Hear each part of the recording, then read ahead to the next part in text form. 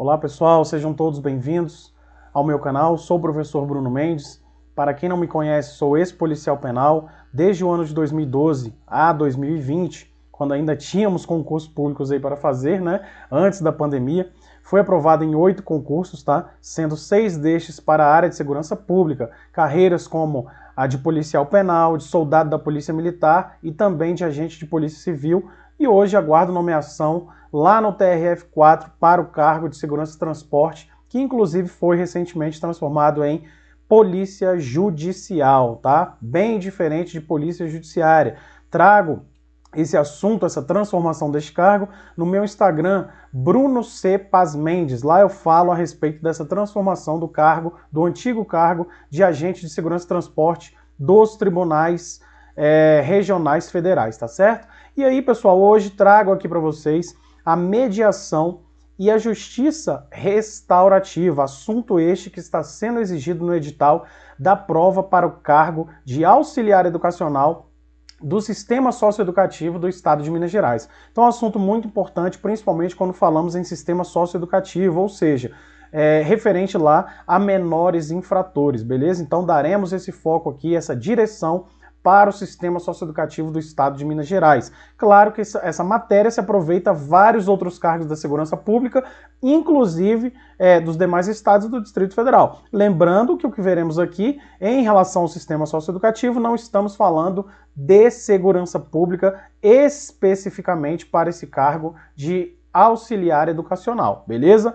Quando falamos lá em agente de segurança socioeducativo, a coisa muda de figura e passa sim a ser parte integrante da segurança pública, beleza? Apesar de não haver ainda esse reconhecimento lá no texto constitucional, no artigo 144 caput, beleza? E aí, pessoal, na tela nós temos a mediação e justiça restaurativa no âmbito do sistema socioeducativo do estado de Minas Gerais.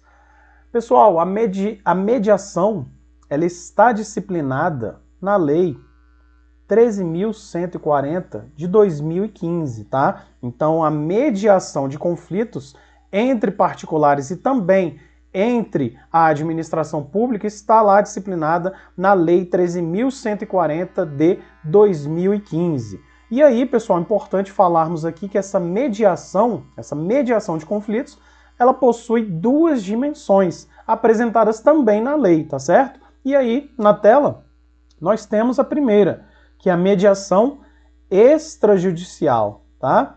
E aqui nós temos como uma segunda dimensão a mediação judicial, beleza? E veremos aqui os conceitos e algumas informações importantes sobre cada uma dessas espécies, essas dimensões de mediação, beleza? Então, seguindo aí na tela, nós iniciamos aqui com a mediação extrajudicial, que é aquela realizada fora do âmbito do Poder Judiciário, ou seja, não é realizada judicialmente, optando-se então por serviços especializados em mediação, realizados por órgãos não governamentais. Pessoal, apenas um conceito inicial acerca da mediação extrajudicial, tá? Então, como vimos, como o próprio nome também já sugere, é uma mediação realizada fora do âmbito do poder judiciário, é uma mediação ainda não judicializada, beleza? E veremos aqui alguns outros aspectos relevantes acerca da mediação extrajudicial, tá? E seguindo aí, nós temos a mediação judicial. Falaremos também sobre a judicial, assim como exige o edital e diz a própria lei 13.140 de 2015.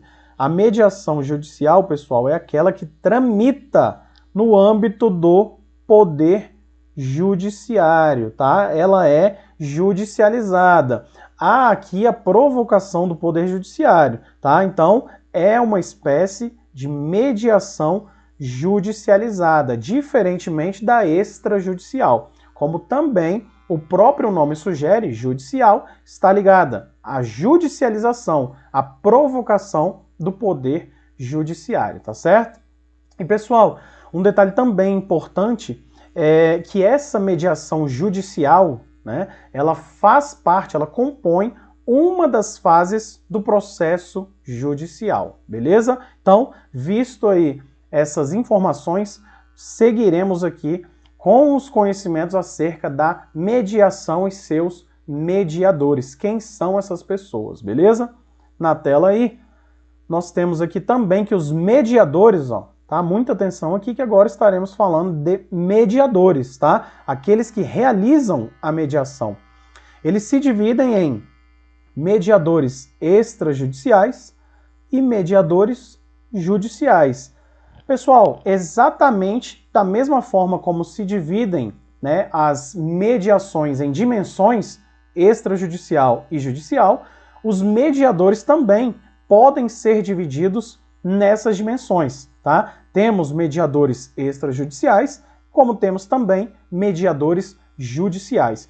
Quando falamos aqui em sistema socioeducativo, em menores infratores, nós, em regra, estamos falando de mediação judicial, tá? Logo, de mediadores judiciais. Mas trago aqui um conceito um pouco mais aberto, um pouco mais amplo, para vermos também as condições tratadas pela Lei 13.140 de 2015 em relação à mediação extrajudicial e seus mediadores, tá? Mas, importante aqui falarmos que a nível de prova para o sistema socioeducativo vai estar lá mais direcionado à mediação judicial, beleza? Então, na tela aí, o mediador extrajudicial está lá descrito, pessoal, no artigo 9º da Lei 13.000, deixa eu apagar aqui, 13.140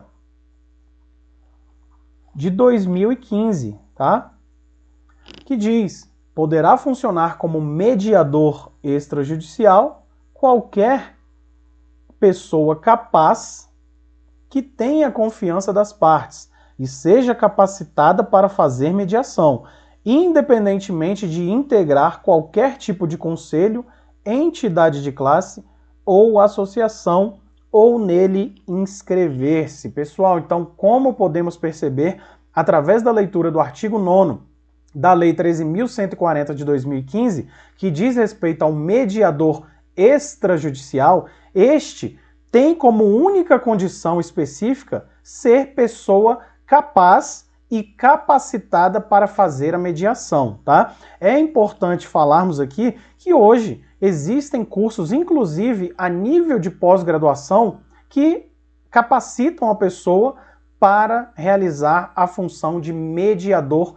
extrajudicial, beleza? Então, essa é a figura do mediador extrajudicial. E agora, continuando ainda, falando acerca aqui dos mediadores extrajudiciais, nós temos na tela o artigo 10 da Lei 13.140 de 2015, que diz: as partes poderão ser assistidas por advogados ou defensores públicos. Pessoal, perceba aqui um detalhe, que o artigo 10 da lei fala em poderão e não deverão, tá? Então aqui não há a obrigatoriedade de se constituir defensor, seja ele advogado particular ou defensor público, para atuar no âmbito lá como parte da mediação ou na mediação extrajudicial, beleza? Então não há a necessidade da constituição de advogado ou de defensor público, beleza? Mas aí nós temos um detalhe importante também, que olha só, o que diz o parágrafo único. Comparecendo uma das partes acompanhada de advogado ou defensor público, o mediador suspenderá o procedimento até que todas as partes estejam devidamente assistidas. Então, olha só que interessante, o artigo 10 ele fala que não há a necessidade, a obrigatoriedade da constituição de advogado ou defensor público das partes envolvidas ali na mediação. Porém, o parágrafo único traz que se apenas uma dessas partes estiver acompanhada de defensor, de advogado constituído ou de defensor público, a outra parte deverá também estar devidamente acompanhada de seu defensor. Isso, pessoal, para garantir a igualdade, tá? A paridade de armas, aqui no caso técnicas, né? Aquelas exercidas por defensores, seja defensor ou advogado constituído, particular, ou defensor público, beleza? Então, importantes anotações que devemos fazer aqui em relação ao artigo 10 e seu parágrafo único, tá? Quando diz respeito lá à mediação no âmbito extrajudicial, tá certo? Seguindo aí, pessoal, nós temos na tela agora os mediadores judiciais. Estão lá previstos, né, descritos no artigo 11 da Lei 13.140 de 2015.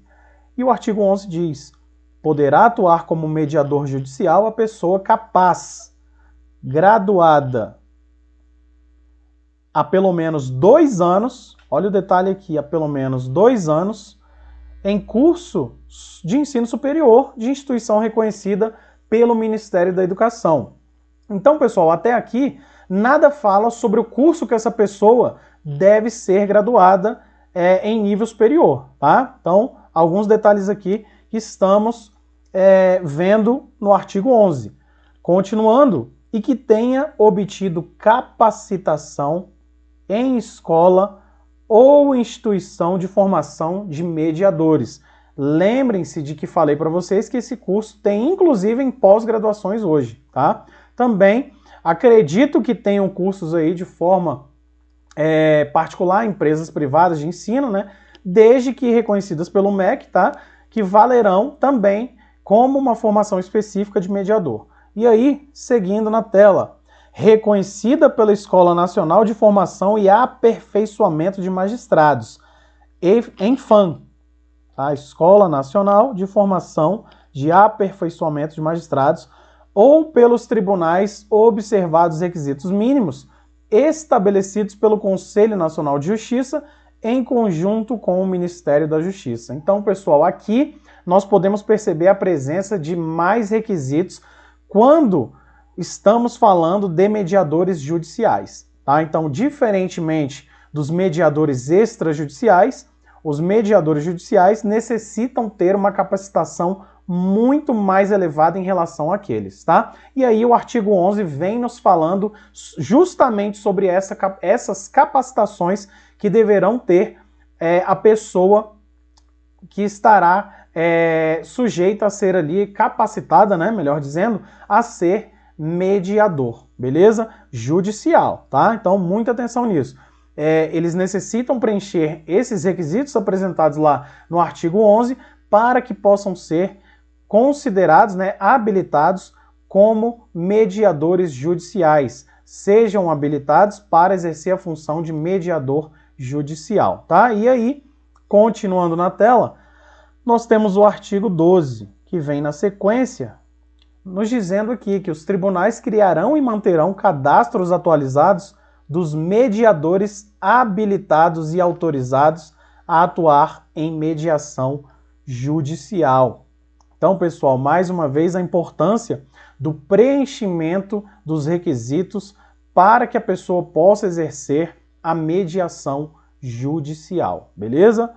E aí, o parágrafo 1º do artigo 12 nos diz que a inscrição no cadastro de mediadores judiciais será requerida pelo interessado ao tribunal com jurisdição na área em que pretende exercer a mediação. Então, a pessoa ela se capacita, de acordo com o artigo 11, a se tornar, né, uma pessoa habilitada a exercer a função de mediador judicial, e ela sugere, solicita que seu cadastro seja incluído, tá, naquele tribunal no qual ali faz parte da jurisdição onde esta pretende exercer a função de mediador judicial, tá? Então, na tela aí, nós seguimos com o parágrafo 2º do artigo 12 da Lei 13.140 de 2015. Os tribunais regulamentarão o processo de inscrição e desligamento de seus mediadores. Pessoal, perceba que no artigo 11 traz lá, o artigo 11 traz os requisitos para que a pessoa seja capaz de exercer a função de mediador, mas nada diz sobre serem ou não servidores públicos, por exemplo.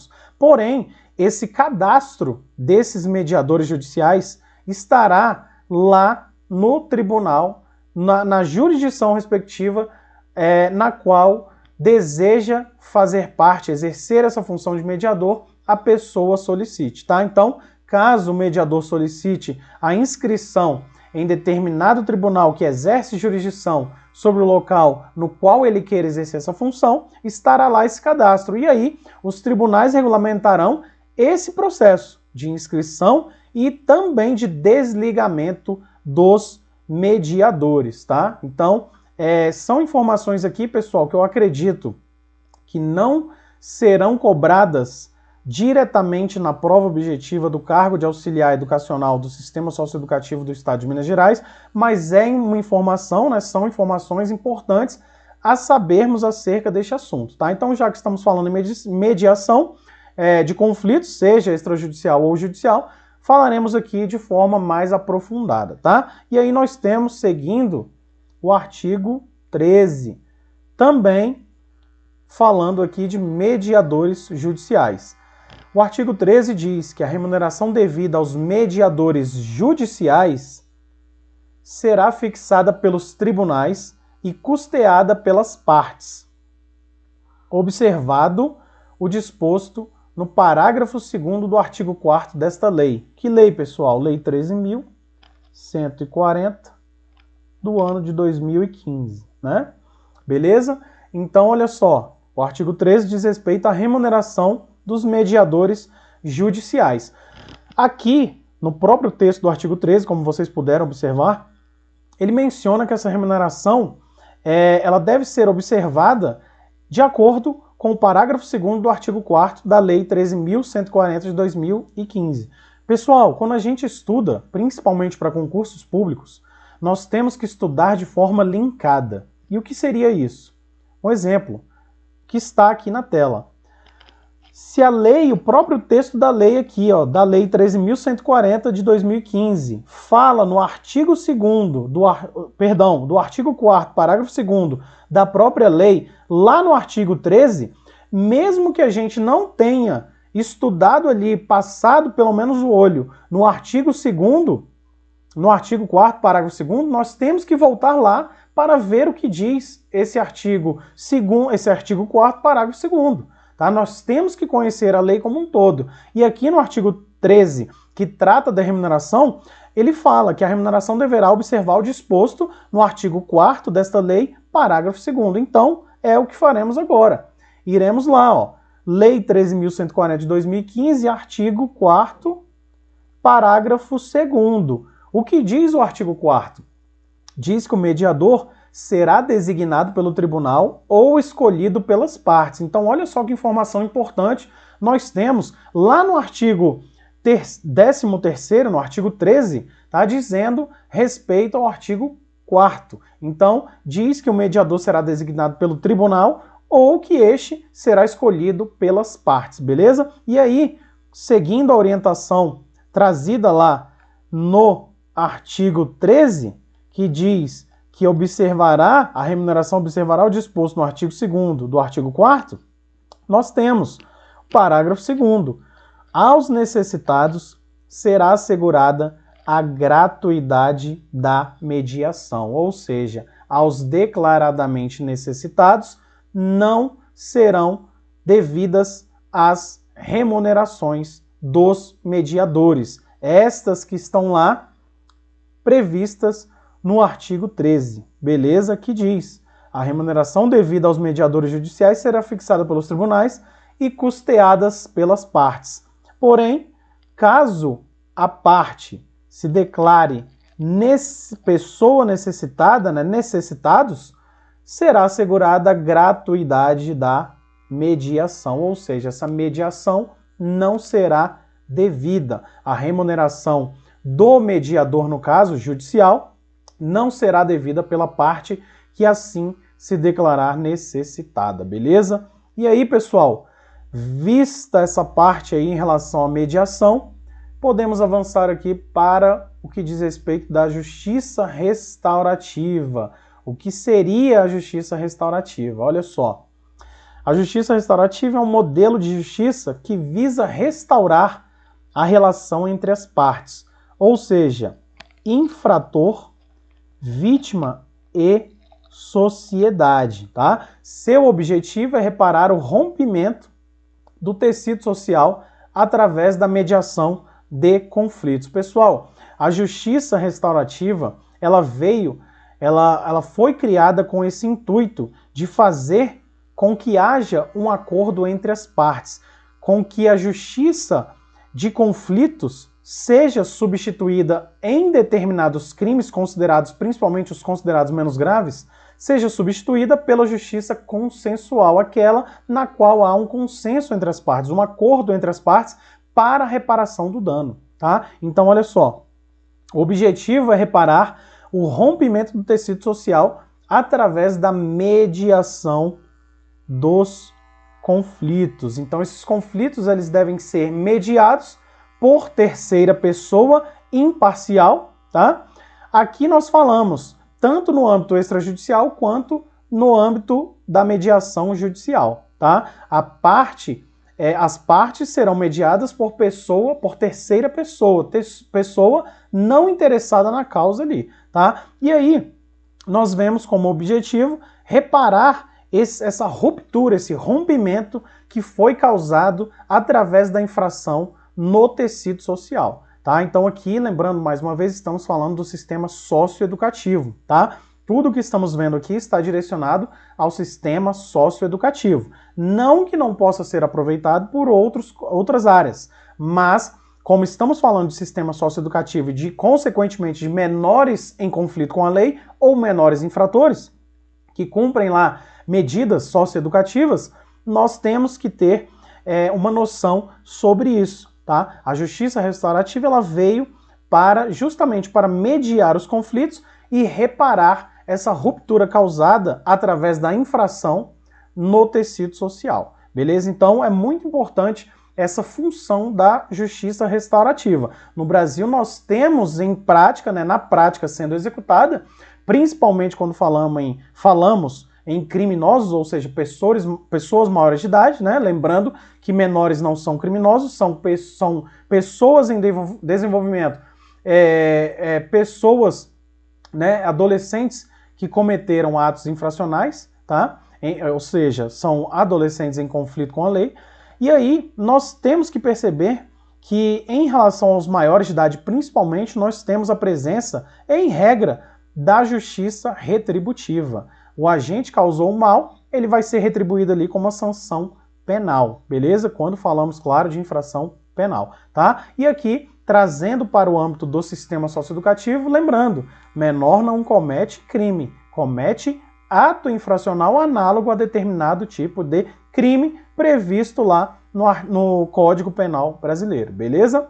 Então, tendo tudo isso aí em mente, tá? Nós podemos perceber que a justiça restaurativa ela vem para mediar os conflitos de forma mais amigável, de forma pacífica, trazendo aí uma relação, tá? A reconstrução da relação entre vítima, infrator e sociedade, tá certo? Então, avançando aí, nós temos que a mediação ela utiliza procedimentos, pessoal, informais, tá? Procedimentos informais, diferentemente da justiça retributiva, que acabei de falar para vocês aqui e que em prática é o que é mais visto no Brasil, a justiça retributiva tomando conta do sistema de justiça criminal. Processos nos quais há conflitos, claro, né? E também uma morosidade enorme no julgamento, tá? E aí resultam em várias outras consequências negativas, tá? Então, a justiça restaurativa,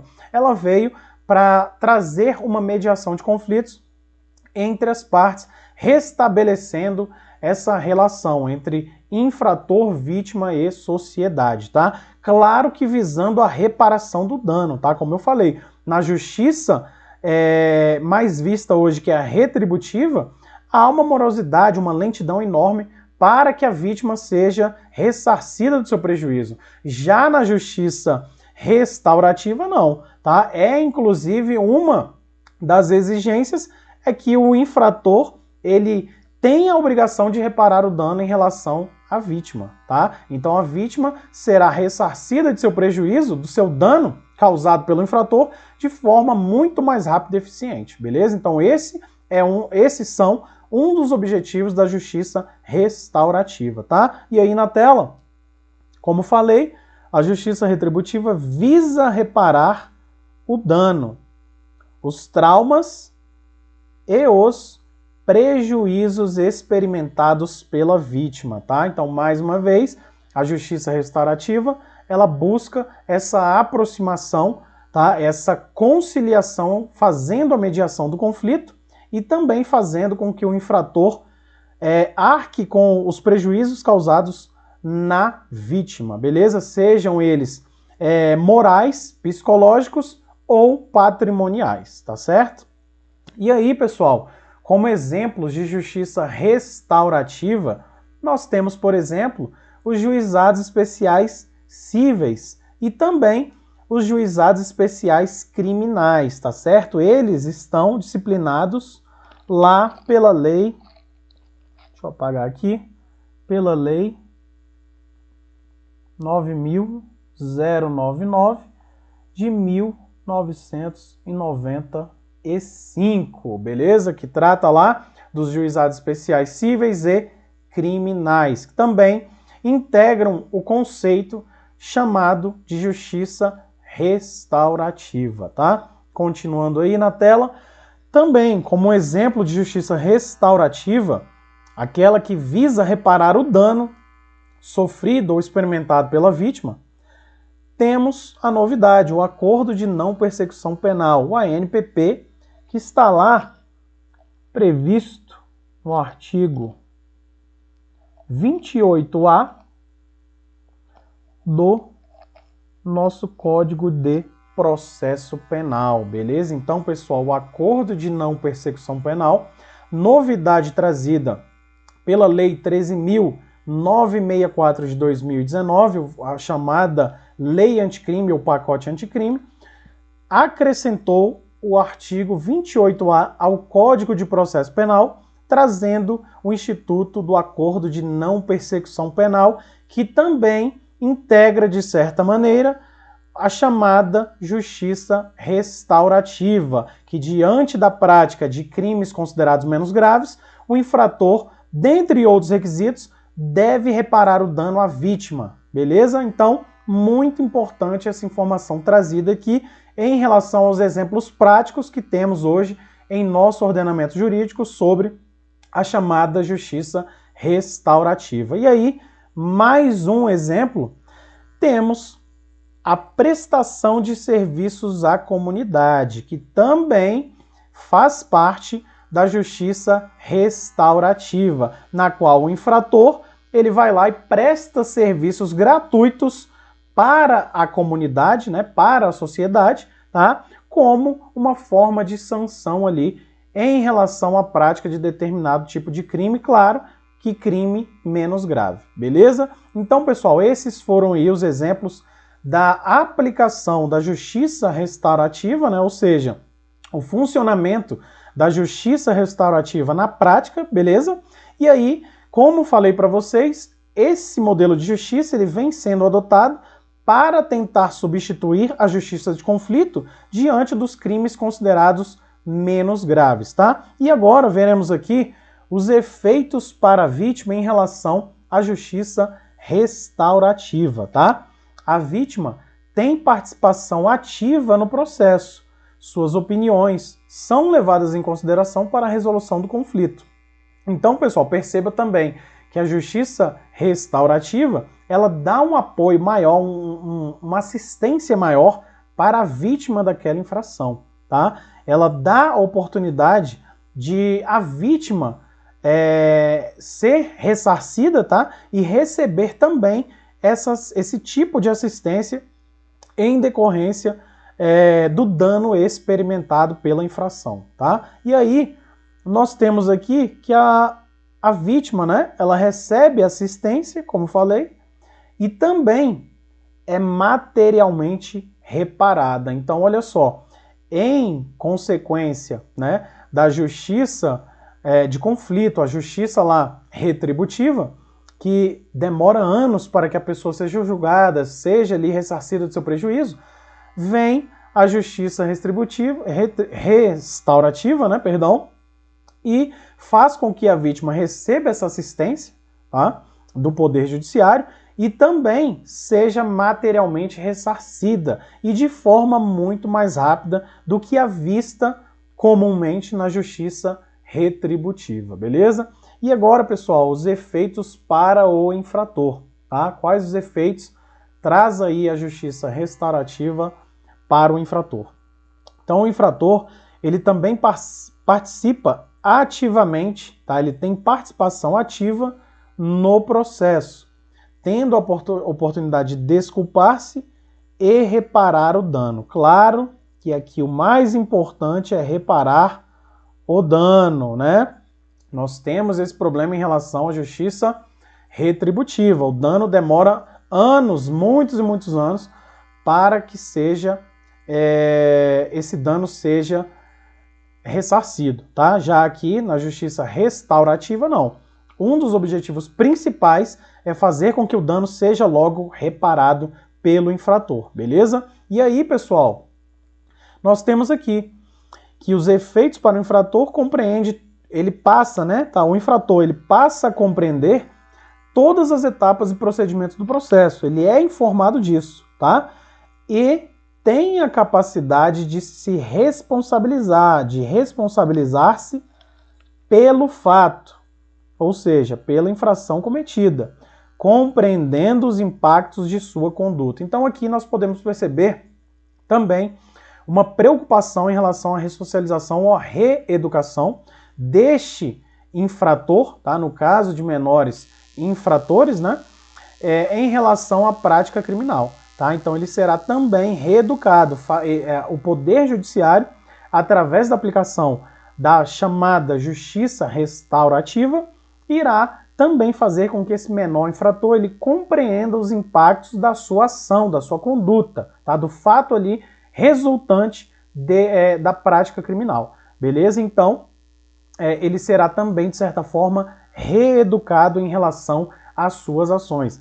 Mais uma vez, relembrando que menores não praticam crimes, praticam atos infracionais análogos a crimes, beleza? Crimes estes descritos no Código Penal Brasileiro, ou, claro, em legislações especiais penais, beleza? Então, pessoal, esse modelo de justiça restaurativa faz com que o infrator também, e principalmente é muito importante no caso de menores, para que ele não seja estigmatizado, que ele não carregue aquele estigma, aquele etiquetamento de marginal, de criminoso, tá certo? Então, visa também fazer com que esse estigma, colocado principalmente por parte da sociedade em relação àquelas pessoas que cometem, que praticam, né, atos criminosos, e de certa maneira com toda razão, né, de etiquetar esses menores infratores como criminosos, tá? Então, mais uma vez aqui, a justiça restaurativa preocupando-se com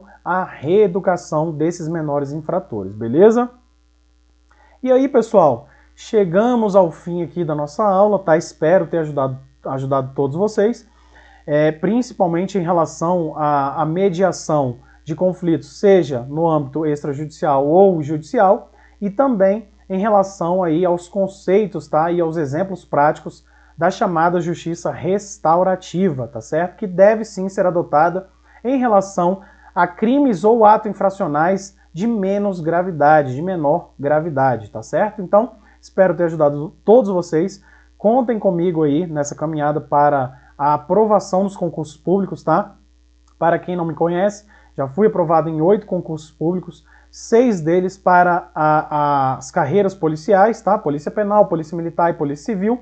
Sou autor do livro Sistema Penitenciário, Insegurança e Insalubridade, livro lá que detalha o funcionamento do sistema penitenciário brasileiro, o exercício do cargo de policial penal e o cumprimento de pena privativa de liberdade no Brasil, e trago assuntos relevantes e também polêmicos acerca de tudo isso que envolve o sistema penitenciário brasileiro, beleza? Assim como também alguns vídeos que trago aqui no meu canal. Sigam-me lá no Instagram, Bruno C. Paz Mendes, que também estou sempre postando conteúdos acerca do sistema penitenciário brasileiro e também do sistema socioeducativo e outras informações acerca da segurança pública em geral, beleza? Então, até uma próxima, obrigado pela participação.